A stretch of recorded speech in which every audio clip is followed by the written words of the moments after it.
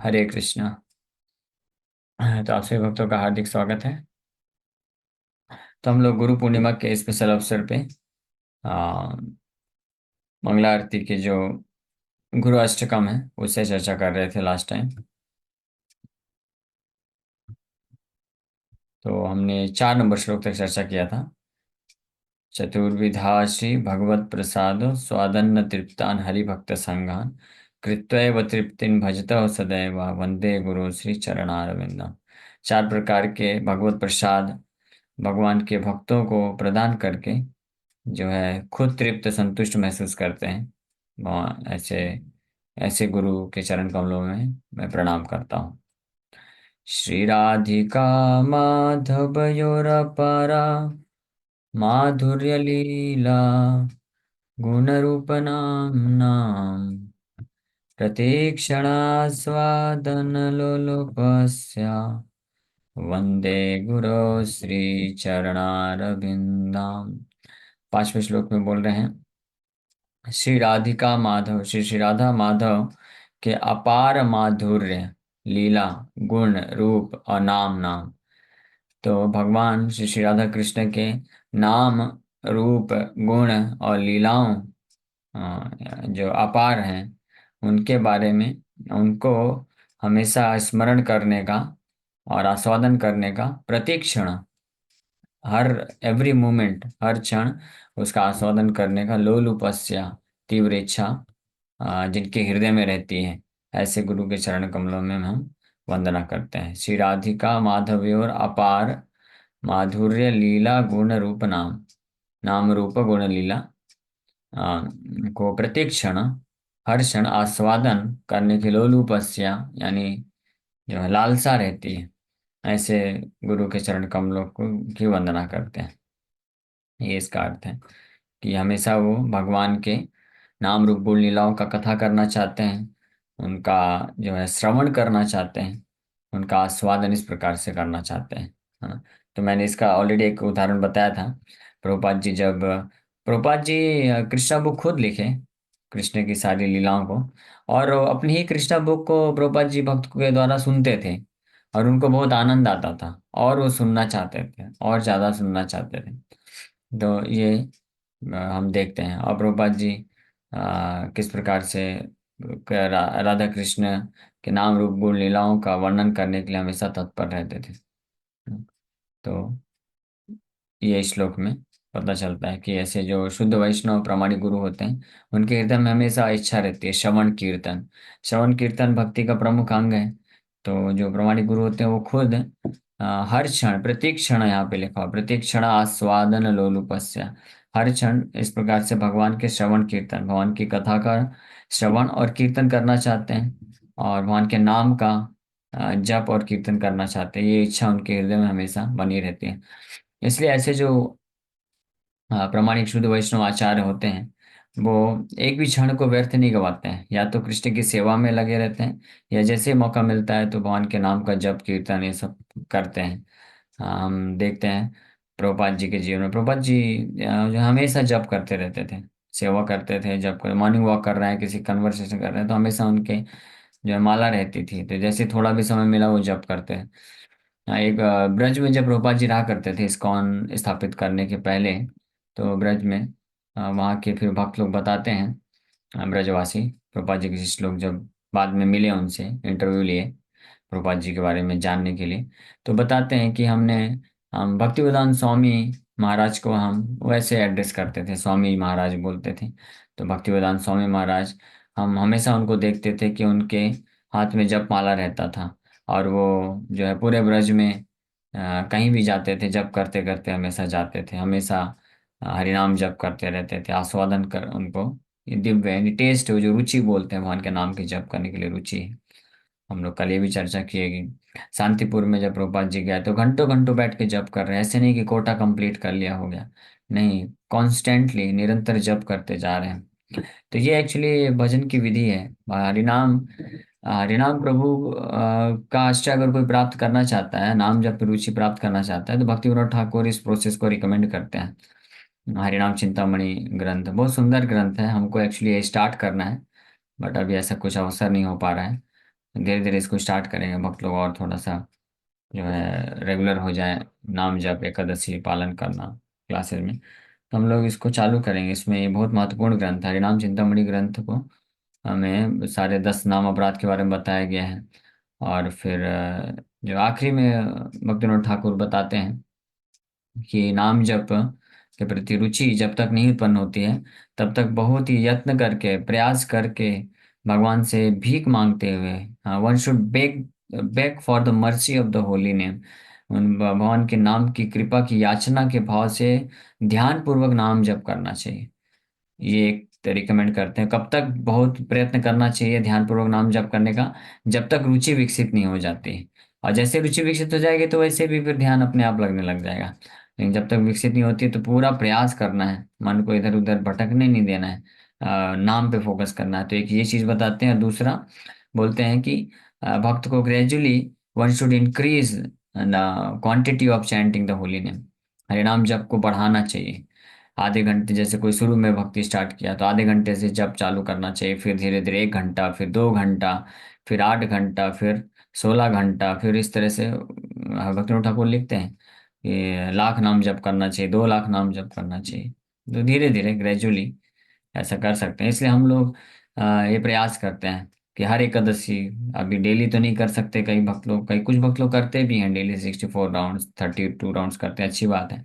नहीं, सब लोग नहीं कर सकते, इसलिए एटलीस्ट एकादशी के दिन तो हम ऐसा प्लान करें कि हम ज़्यादा नाम जप करें। 64 राउंड्स कोई भी कर सकता है, कोई बड़ी बात नहीं है। आप 8 घंटे, 10 घंटे, 12 घंटे, मुंबई में तो 12, 15, 15 घंटे लोग जॉब करते हैं।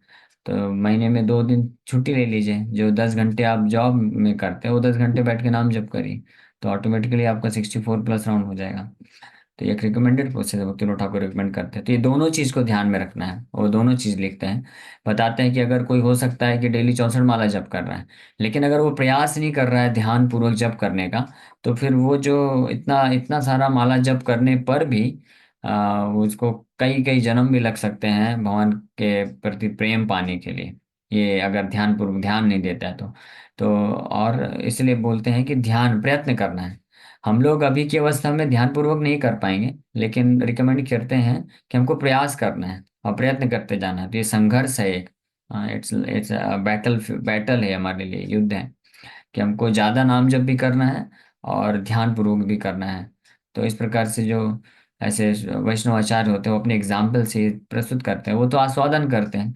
तो प्रत्येक क्षण, हर क्षण वो इस प्रकार से भगवान के नाम रूप गुण लीलाओं का श्रवण कीर्तन करने की उनकी तीव्र इच्छा होती है। लोलुपस्या का मतलब है एक strong desire to chant and hear the glories of the holy name, glories of the past times, qualities, ये सब उनका स्ट्रॉन्ग डिजायर होता है, लोलुपस्या।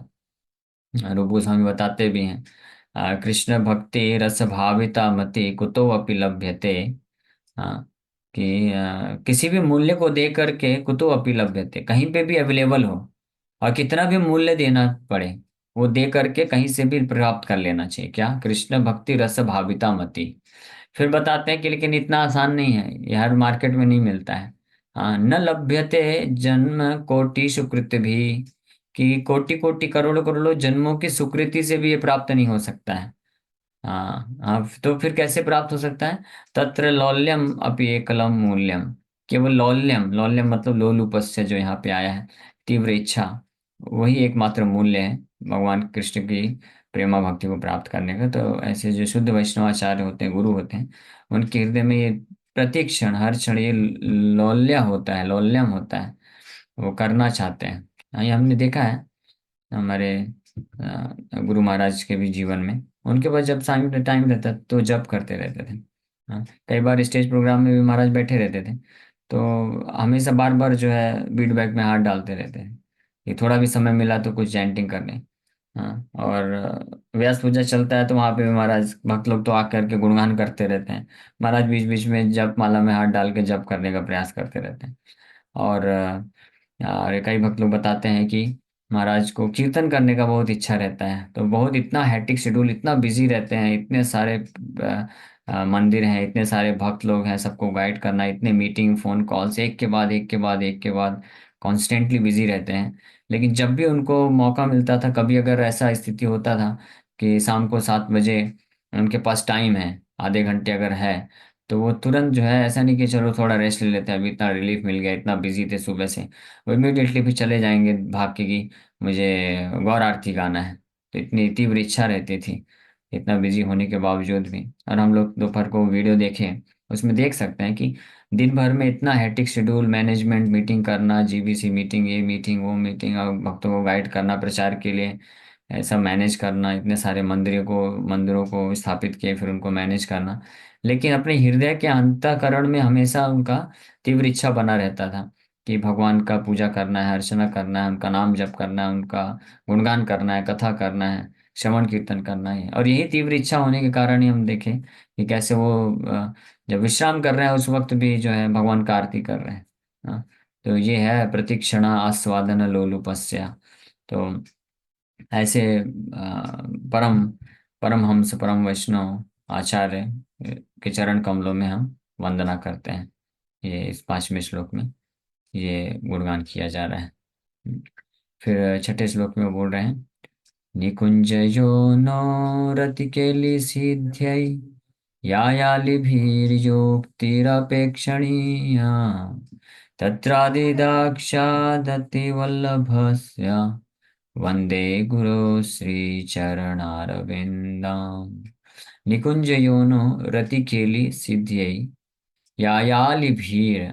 हाँ, या यानी जो आली भी मतलब गोपियों के द्वारा अपेक्षणीय, यानी अपेक्षित है, जो सेवा करने के लिए युक्ति, उन सब का अरेंजमेंट, निकुंज की भगवान राधा कृष्ण की लीलाओं को संपन्न कराने के लिए जो भी गोपियों की जो जरूरतें हैं, तत्रादि दक्षा, तत्र उस चीज को पूरा, उस इच्छा को पूरा करने के लिए अति दक्षा, बड़े एक्सपर्ट होते हैं। और इसीलिए अति बल्लभस्य, इसलिए वो समस्त गोपियों और राधा कृष्ण को बहुत प्रिय हैं। ऐसे वंदे गुरु श्री चरणारविंदम, ऐसे गुरु के चरण कमलों में हम प्रणाम करते हैं। तो अब इस श्लोक का अर्थ क्या है?